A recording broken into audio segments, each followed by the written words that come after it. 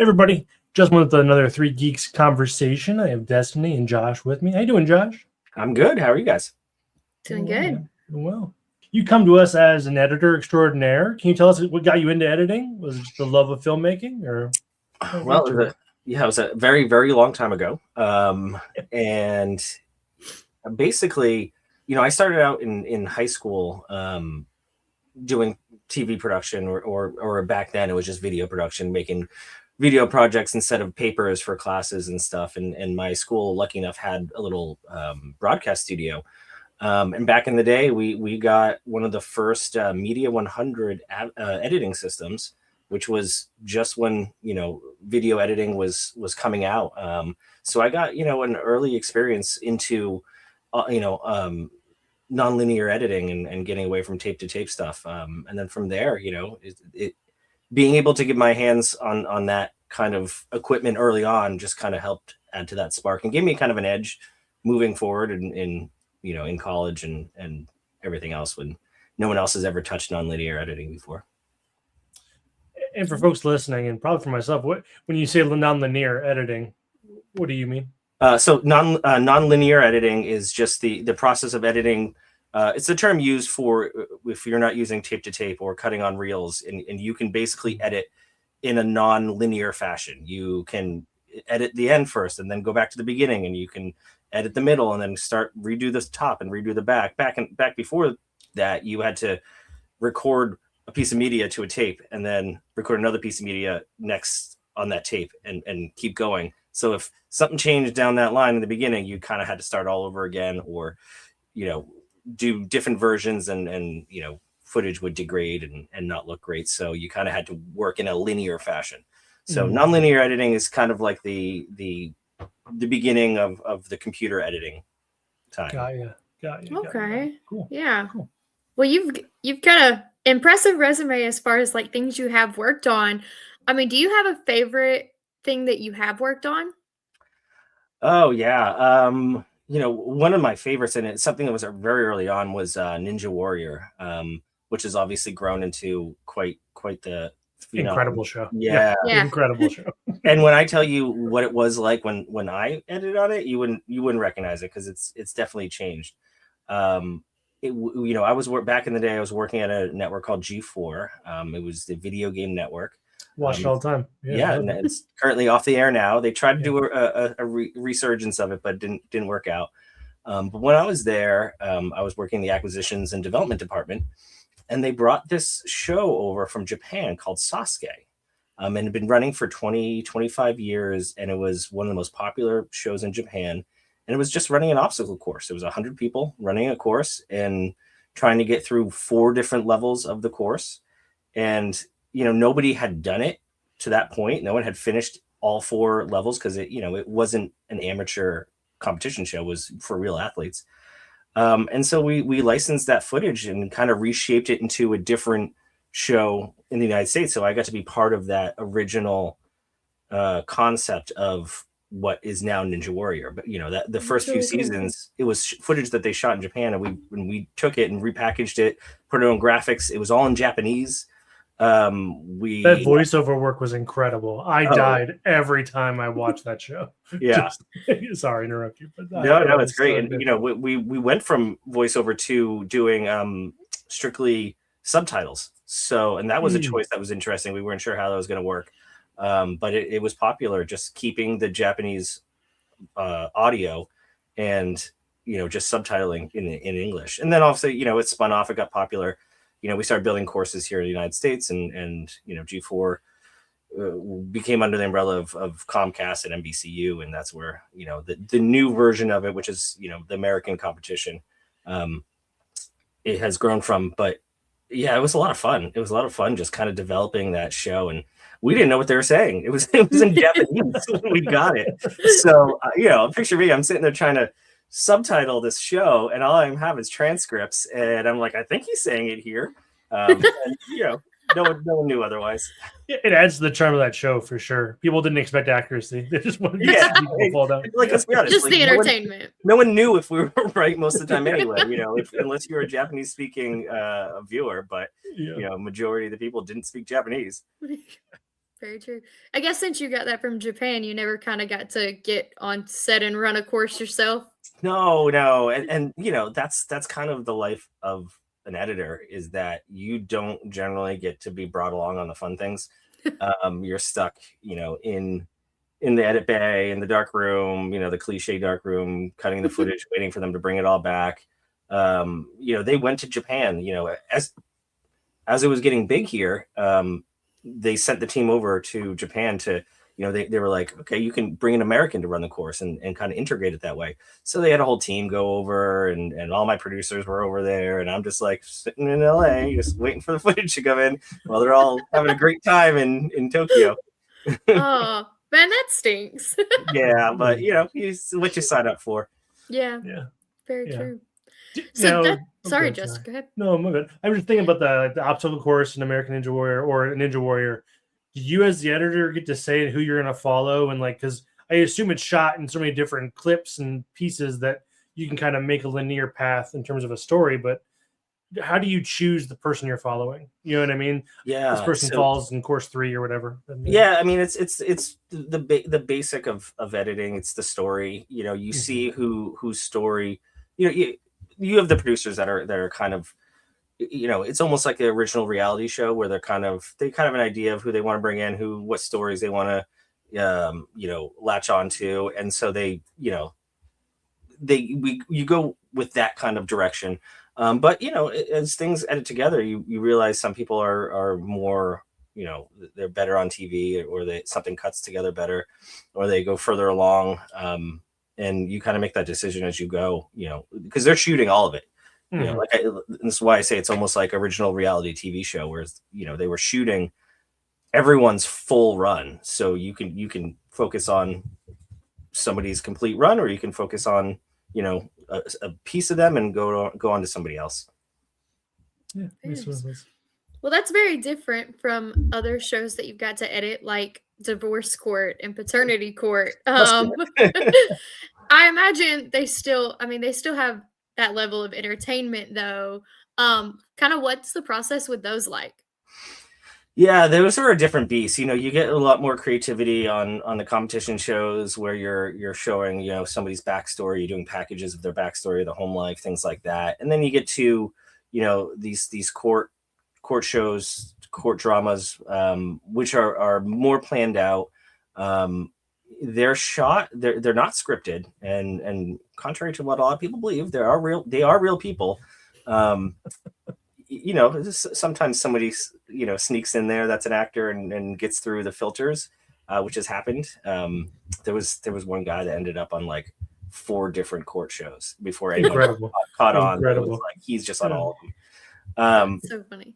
But it's it's more you basically you got to hone your technical skills for those shows. It's less about the story. Well, the story's there, but it's less about the creativity of the story, and more about the technical aspect of getting through it. And they're a volume show. We shoot and edit 180 plus episodes of those court shows a season. So you got to crank through it. You got to realize what you should spend time on and which ones you shouldn't spend time on, and just keep moving through them.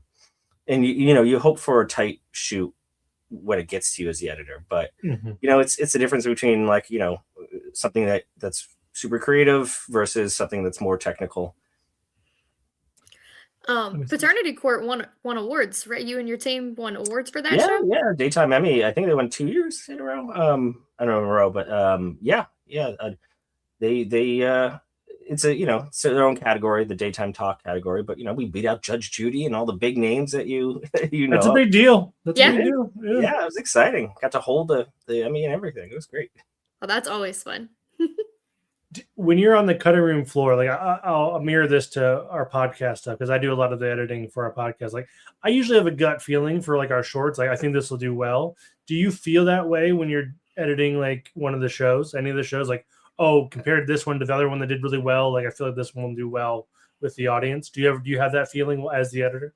Like specifically on the court shows, or just any editing? It can be anything, but I was kind of picturing the court shows in terms of like, because since it's so formulaic, I would imagine like the story inside of it has to be like really good if it's all yeah. I mean, absolutely. You start realizing, what people respond to the most and what gets, the most reaction. So you focus on that, and if that part of their story is something that that might get more views or draw people along, or that'll be good for a promo out there, then you focus on that. They when they shoot these, they're shooting 30 to sometimes 40 minutes of footage, and we're cutting it down to 16 minutes of actual content when you break out commercials and promos and all that. So they might have 8 different story beats of why they want to get divorced, and then you have to kind of pick which ones make sense, which ones track, and which ones might not even matter, and kind of go with the most salacious, entertaining stuff. Yeah, makes sense. Yeah. Speaking of kind of picking and choosing those things, when you worked on Hoarders, were there ever any that you just couldn't air? Anything that was just too bad? So luckily I never got to or never wanted to go on one of those sets because I would not want to be there. Any of those things that you see blurred are blurred for a reason. And it's, unfortunate. It's because these are real people again. Yeah. They're not, they didn't just dump stuff into somebody's house and say, let's shoot it. These people live that way. And, there's blurred out, deceased animals and, bathroom situations that, you can't even imagine. And it's tough editing those, just because they're real people and that's how they've lived. How they lived, yeah. And then you get to see it unblurred, and you get to see the realness of it, and it can be tough sometimes. Yeah, imagine it could be. I have to ask, and at least I'd like to. Did you ever get a chance to do anything with Peyton Manning? I'm from Indiana, so like the Colts are kind of a big deal in my home state. So I was like, I saw his name, I was like, there's a chance. He does a lot of voiceover. So it was a fun show. They shot all of his wraparounds in a studio nowhere near Georgia. I don't know if they're in New York or LA. I can't remember off the top of my head, but we didn't get to be around the actual shoot of that. But it was one of those fun one-off best of shows, and it was just happened to be hosted by Peyton Manning. And it was just like each episode was, the top 10 of whatever the category was. And the show itself was fun because, you get to see the top 10 of, race cars or, top 10 inventions of all times and kind of create some fun story around that. And then, you get to watch Peyton Manning do his, walk-ins and stand-ups. So, never got to meet him though. I did meet Tom Brady once on a commercial shoot. Equally as cool, yeah, for sure. I was an intern in Boston, working at a commercial company, and it was right after his first year, won the Super Bowl, and he got the big Cadillac ad, endorsement deal, and he was in the studio doing commercial, and I was a lowly PA at that time, so wasn't allowed to talk. Go in the corner, Josh. It's yeah. Still ready. He's over there. I mean, I grew up in New Hampshire. I went to college in Boston. Oh, I bet you were dying then. That man. That was a good time. Yeah. Well, you kind of started. I think we talked briefly about it when we were messaging. I kind of started in like LA and stuff, and now you're here in Atlanta. Go Georgia. What was that like journey for you? Like, especially in the industry. I mean, a lot of it's still there, a lot of it's here. So what was that journey like for you? Yeah, I mean, I could start from the wee beginnings. Go for it.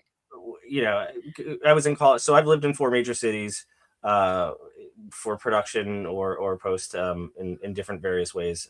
Starting in Boston, I went to Emerson College, which is a film school based there. Graduated with TV and film production. Bachelor's. So I was there for, the 4 years, which is where I did my internship and ran into Tom, because we're besties now. Yeah. And the college had a program out in LA because we were focused on film and television production, radio, and acting. Acting was a big major at the school. We kind of had satellite office in LA. So what most kids did was they did the last semester senior year in LA at their satellite program, doing an internship and finishing their last credits, and then they'd stay because it was Hollywood. That's where you needed to be. I followed suit. I did that. I was there for my last semester, and then I went back to the East Coast when I graduated for a few months. I think it was mostly because my parents were in New England at the time, and they didn't want me to. I think they were in Jersey. Yeah, they were in Jersey at the time. They didn't want me all the way on the West Coast, so I pretended I was coming back and I wasn't staying there. But I did 2 months in New York working Dateline, NBC, 2 or 3 months there, and then I was like, yeah, I gotta go to California, gotta go to LA. So packed all the bags, drove the car cross country, and was there for the next 12 years or so. From there, 12 years later, I'm starting a family. I have my daughter. She was born on the East Coast, but then we moved back on the West Coast for the first 2 years for her, and realized it was difficult with family there, without family there. Yeah. And wanted to move closer to them back on the East Coast. And a former producer I worked with was in New York at that time, and he was working on a talk show. And this was back in the Maury kind of crazy antic talk show era, and it was a brand new one called the Bill Cunningham Show, and he knew I was trying to get back east, and he said, hey, if you want a spot on the show cutting, then come on out. We took that opportunity and moved outside New York City and worked there for a few years on that talk show. That wrapped up, and had to get in the freelance world and bumped around in some shows here and there, and then got on Dr. Oz. And Dr. Oz was another stable show, another daytime talk show, but more informational, less the craziness of getting in fights on the stage, that crazy stuff. And was there for about 2 years, and this is how this industry works. It's all connections. It's all networking. Yeah. One of the people I worked with on Bill Cunningham Show was down in Atlanta doing a court show, paternity court, and it was brand new. And they were bringing editors in to work there, temporarily, because the tax incentive was going on. It was it was new then, and they were just bringing editors down, and I had some downtime, so I was like, oh, sure, I'll go to Atlanta. Back and forth with the family. They put me up in an apartment, and I was going back home every other weekend. Did that. I cycled between that and Dr. Oz. So Dr. Oz, and then that wrapped for the season, went down to Atlanta. Did that for 2 years, and realized that we weren't really New York City people, and Atlanta was better weather. And growing up in New Hampshire, I've seen enough snow that I'd ever want to see. So we were like, let's get out of New York, New Jersey, and head down to Atlanta. And at that time, it was, it was really booming as far as the entertainment industry down here. Yeah. The TV production, film production, the studios were building, sound stages everywhere. Marvel was crazy. Walking Dead was everywhere. There were zombies. I mean, it was a great kind of place to be. And we decided to give that a try. And as I'm, down there, as I'm part of that, the first 2 seasons coming in and out, and I'm seeing this growth, I'm just kind of noticing that, it's definitely a place that's going to be like Hollywood, but it's before it becomes big. And you kind of have the chance to make it, kind of not make it what you want it to be, but kind of influence it. You have the ability to now be part of that growth and be part of the direction it goes in. And that, I thought that was interesting. It's like being in Hollywood in the 50s. It's established, but it's growing, it's going different directions, and you get to be part of that build out. Is that kind of what led you to create the Atlanta Editors Collective? Yeah, absolutely. So the Atlanta Editors Collective was is a group that we founded just before COVID, me and some other post folks. And then COVID hit, everything shut down. There weren't any networking. There was no meetings or anything like that. the people I started with moved on. And then we got out of COVID, and I still had kind of the basis of this group formulating, and we realized there was no better time to kind of revamp it and bring it back out, because when COVID, not really ended, but when it kind of, it opened back up again and people could be face to face and meet up, we realized that's what people needed the most. You were stuck in basements and networking on Zoom and Slack for years, that, we needed an excuse to get out and do something. So yeah, we created this group, and it started with a social meetup once a month. It was strictly not, supposed to be networking, not business cards, just come hang out, chat, meet people, have a beer, talk about your dogs, talk about your kids, talk about shop if you want, but you don't have to. And we've been doing that ever since in 2022. And we haven't missed a month yet, knock on wood. We're going to keep doing that. But yeah, and it's just grown to be, we're now the largest group of post-production professionals here in Georgia and the South. We have members that are outside Georgia as well, but our focus is Georgia and the major cities that have the tax incentives and the infrastructure already built out. Yeah, and we basically, after we got past the social aspect of it, we realized that productions were coming down here. They were shooting, and they were shipping all the footage back to LA or New York. And there were plenty of talent and infrastructure down here to keep post-production, but they didn't know where to find us. They didn't know where to look to find talent and the infrastructure. So, that brought on the awareness side of the Atlanta Editors Collective. If you need anything post-related, we could, if we don't have it within our ranks, we can connect you with the people that do. And because of that, we work with a lot of the major post houses down here in Atlanta: Moonshine Post, Smart Post. We work with, the other groups like Georgia Entertainment, Atlanta Film Society, and just it's the community of it. And that circles back to that whole idea of like seeing the industry at its infancy and being able to now be part of that growth and push in the directions that you want. We saw that need of post-production not really being represented down here. So, it gave us that opportunity to fill in that void. Better way to put it. Yeah. No, that's incredible. For sure. Do you have some favorite like speakers or like conversation points you've had over the course of the years you've done it? Like, is there like, oh, that's a good month or whatever? You know what I mean? Someone keeps coming back and talks and things like that. Yeah, I mean, for the social aspect, what I like most about it is just seeing some of the younger folks coming in. And I know it's not a good time right now. The industry is definitely tough. It's probably the worst I've ever seen in 20 plus years. And I feel for some of these young folks coming out.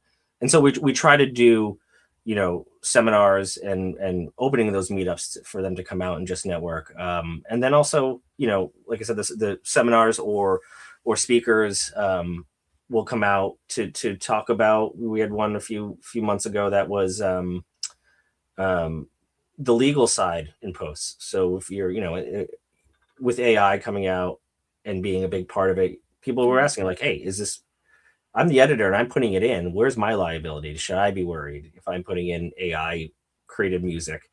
And where does that land for me as the editor, or do I not have any, it doesn't affect me or not? So just those questions. We did a VFX for editors workshop where we had a VFX editor come in and show us what that process is like, not doing the VFX, but doing the VFX for the edit. So putting the temp stuff in, coordinating with the VFX studios and getting that footage in and then building it all together.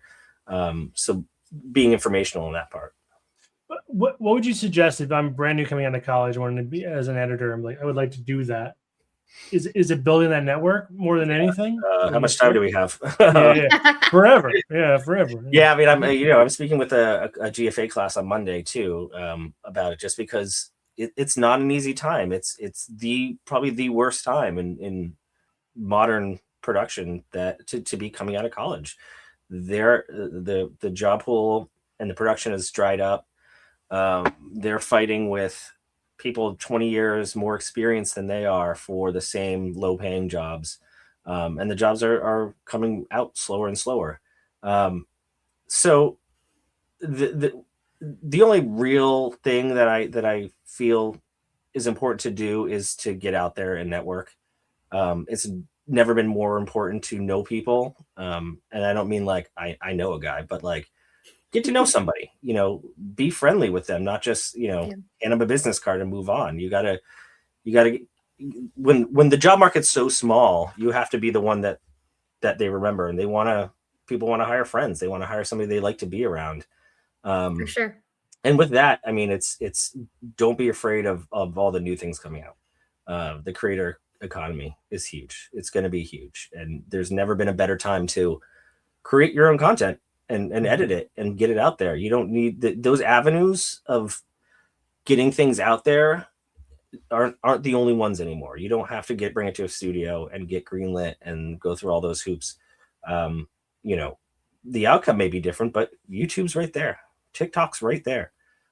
Use that to your advantage to put something together. I mean, I came out of college and I didn't have anything put on a reel. Student films weren't going to do it back then. So you just kind of to hope for the best with a resume. But now, you're coming out, you can have content that you've created that's studio quality. It's about just getting out there and taking advantage of the technologies that exist now. Speaking of that, like the post Atlanta conference, we're going to talk about that at least a little bit. That's coming up later this year, correct? Yeah. So the post Atlanta conference, this is just another thing that kind of grew out of the awareness of the industry here and post not having representation that it should. A buddy of mine, a fellow editor, came to me and said, I've had this idea for a post conference. He does voiceovers as well, and it's a big voiceover conference that he would go to or he knew about, and he's like, it's a big draw and it's important. Why don't we have that here? They have an NAB, they have all those things in other places, and it focuses on the technologies and the softwares, and you get to see all the cool new gadgets and stuff. But there isn't anything post-production focused that just talks about editing, just the community of it, the networking of it, not just showing the new flashy things. So, he came to me and knew that I had this collective and had some connections and some reach with some other people in town. And we started building it out. We were just like, this would be cool if we could do 2 days of this at an airport hotel with, just friends that we can connect with. And, if we can't lose money on it, but so we have to at least break even because we can't afford to lose money. That was just like the dream at the beginning. And then as we kept talking, kept talking to other people, it kind of grew into a real conference. Now we brought partners in, Drew Sawyer over at Moonshine Post. He's partnering with us now and bringing that clout that he has here in town and the people and his connections. We've booked the Plaza Theater, which the Atlanta Film Festival goes out of every year.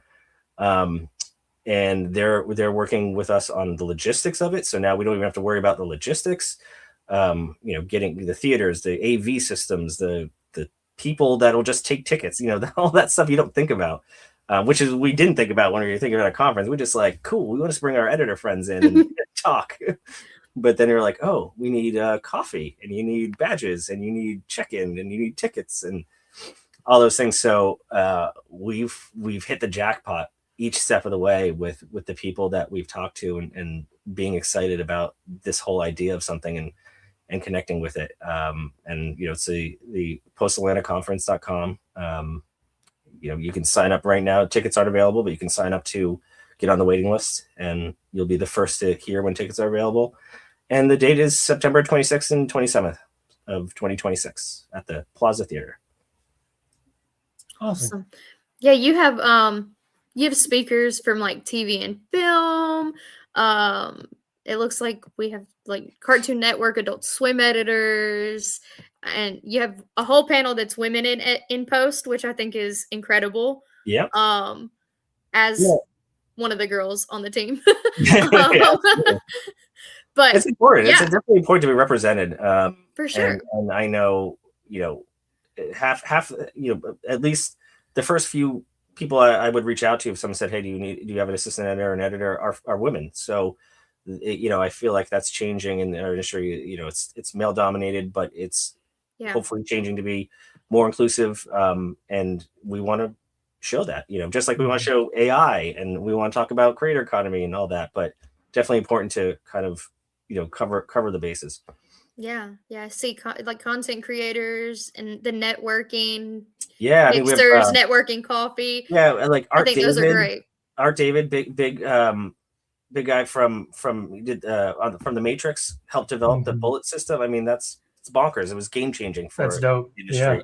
Yeah. Sean Alberson, he's an ACE member. He's done Warrior and Rocky Balboa. So he's tuned into that that fight scene, that different style of editing that a lot of people gets excited about.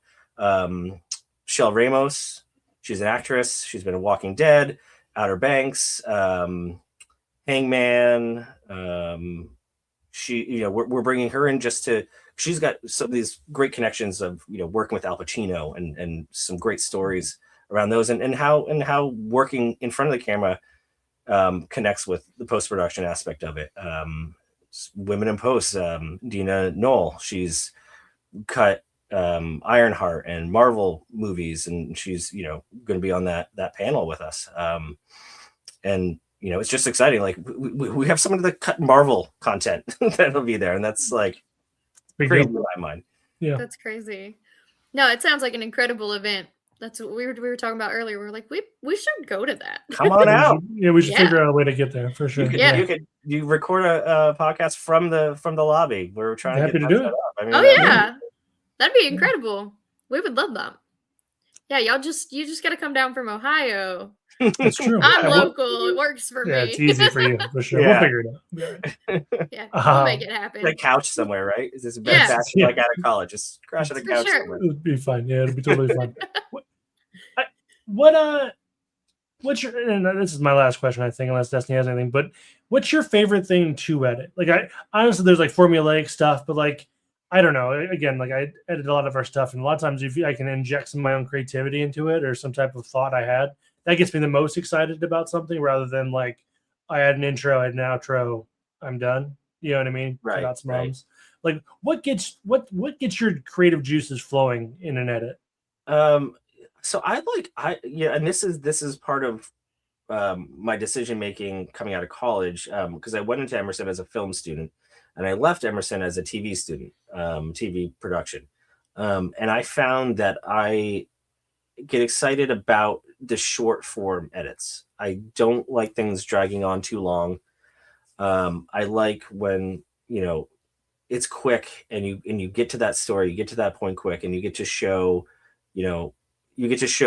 so much in such a little time. And the craft of figuring out how to do that is always, part of that excitement, because, you never know, like, oh, I got, 90 seconds to 2 minutes to show this package of was something I did for Dr. Oz was, chicken farming. They went to one of those big packing chicken farms. I had to, get this whole story of what they're doing there and the health of it within, a 3-minute package.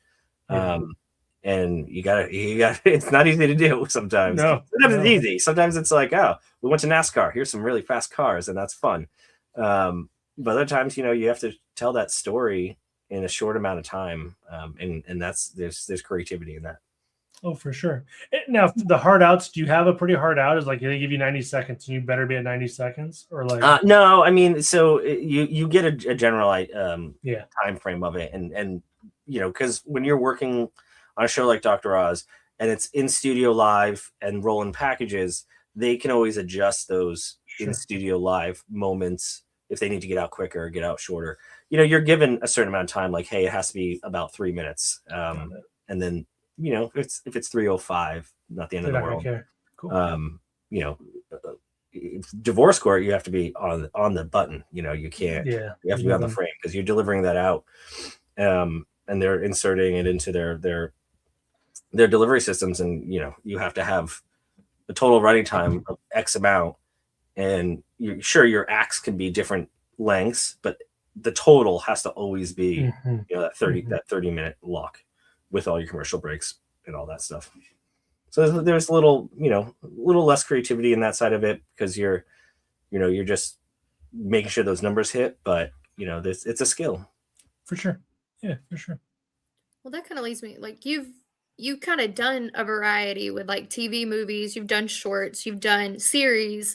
Like, what is the difference in those editing, like, I don't even know the word I'm trying to say now, like the process of those? I mean, I always find the process is the same. Like the base process is always the same. It's just depending on what the genre is and what the workflow is for that different genre, that you have to kind of tweak things.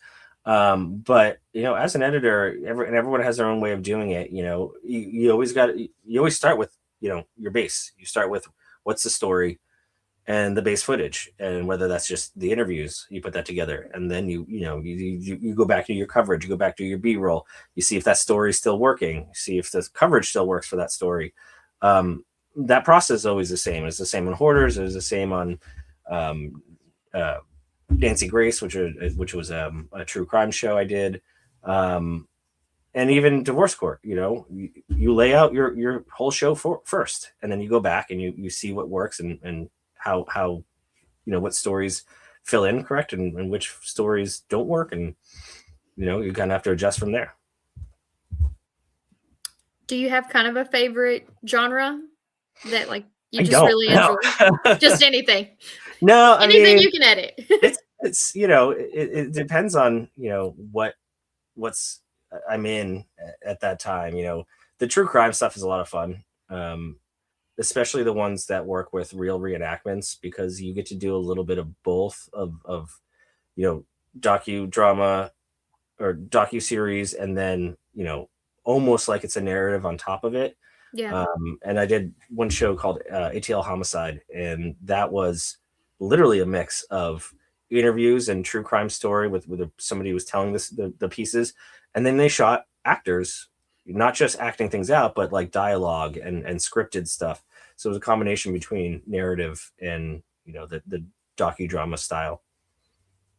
I knew about that. I always thought it was kind of funny that we have enough in Atlanta that we can have our own series about that. Yeah. But well, I think any city these days could have enough of that. True. Yeah, no, I think that would be the most fun, where it's like you get a little bit of the truth and then you get a little bit of play. Right. And I'll say there's something fun about and it's not like, I guess there's some creativity in it. Back in my early career when I was doing the acquisitions and development, and I was taking other shows that already been produced and kind of fitting it into our time frame and our holes for commercials and all that. And so there wasn't really the story was already there. We just had to, kind of fit it in there. But like some of the content was fun. I mean, we did, I don't know if you remember the show Cheaters back in the day.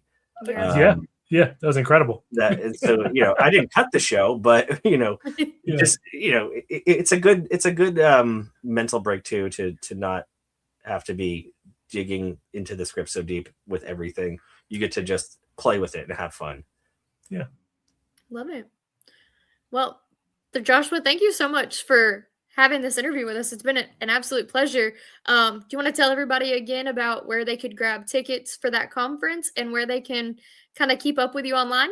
Yeah, postatlantconference.com. That the tickets aren't released yet. They're going to be released shortly, but you can join the waiting list. And once you're on the waiting list, you'll be the first to get alerted when they are available. Because in my mind, we're going to have a full sold out conference.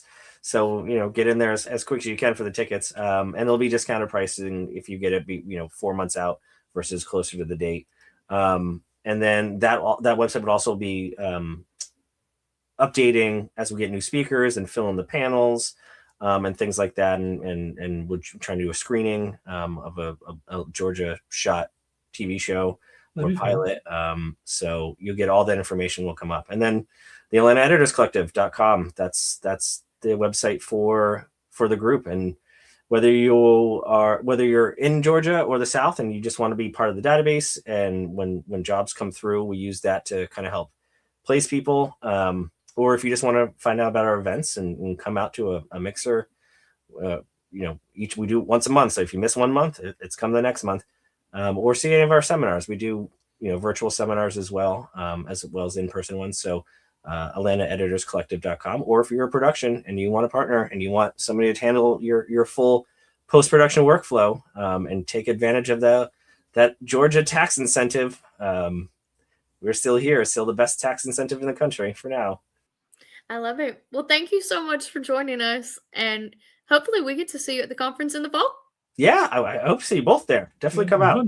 Definitely. Well, thank you guys. Don't forget to like, follow, share, and subscribe, and check out the conference. Check out at the Atlanta Editors, and we'll see you next time.